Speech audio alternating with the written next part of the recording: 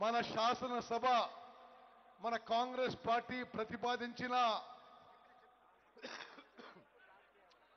ఓబీసీలకి 42% reservation కోసం పోరాటం చేయడానికి మరి జంతర్ మంతర్లో ధర్నా చేయడం జరుగుతుంది.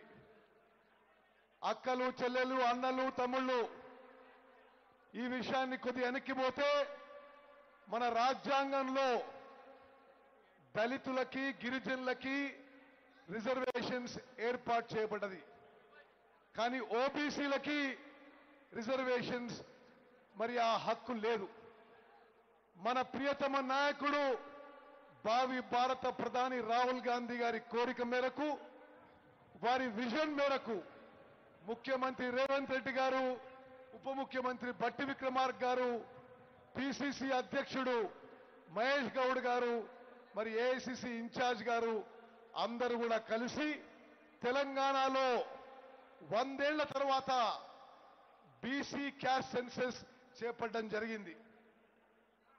సుమారు 2 లక్షల ప్రభుత్వ ఎంప్లాయీస్తో యావత్ తెలంగాణ జనాభా లెక్కలు తీసి బీసీ క్యాస్ట్ సెన్సస్ చేయడం జరిగింది.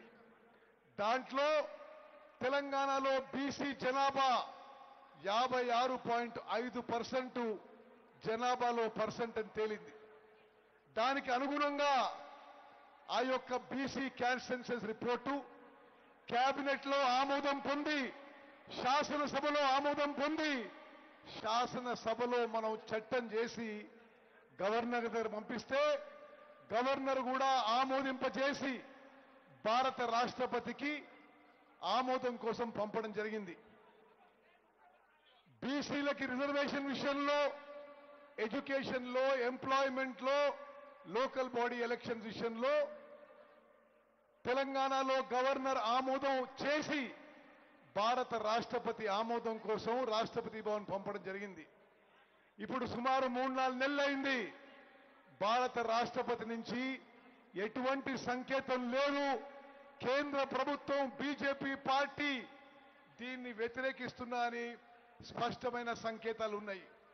కేంద్ర ప్రభుత్వం మీద బీజేపీ పార్టీపై ఒత్తిడి తీసుకురావడానికి మన ప్రియతమ నాయకుడు రాహుల్ గాంధీ గారి విజన్ నెరవేర్చడానికి వారి కళ నెరవేర్చడానికి మరి కాంగ్రెస్ పార్టీ మూల సిద్ధాంతమైన సామాజిక న్యాయం నిలబెట్టడానికి మనం ఈ ఓబీసీలకి 42% రిజర్వేషన్ ఇప్పియాలని ఢిల్లీ వీధుల్లో పోరాటానికి తెలంగాణ నలుమూల నుంచి ఇక్కడ రావడం జరిగింది. నిజంగా ఈ ధర్నా ఏర్పాటు చేసిన అందరికీ కూడా మనస్ఫూర్తిగా నా అభినందనలు శుభాకాంక్షలు. అదేవిధంగా తెలంగాణ నలుమూల నుంచి వచ్చిన నా అక్కలు చెల్లెళ్ళు నా అన్నలు తమ్ముళ్ళు మీ అందరికీ కూడా అభినందనలు శుభాకాంక్షలు. తప్పనిసరిగా తెలంగాణలో 42% రిజర్వేషన్ సాధించే వరకు కాంగ్రెస్ పార్టీ కాంగ్రెస్ ప్రభుత్వం కట్టుబడి ఉందని చెప్పి నేను మరోమారు మనవి చేస్తూ ముగిస్తున్నాను. జై హింద్, జై కాంగ్రెస్. థ్యాంక్ యూ అన్న. ఇప్పుడు పెద్దలు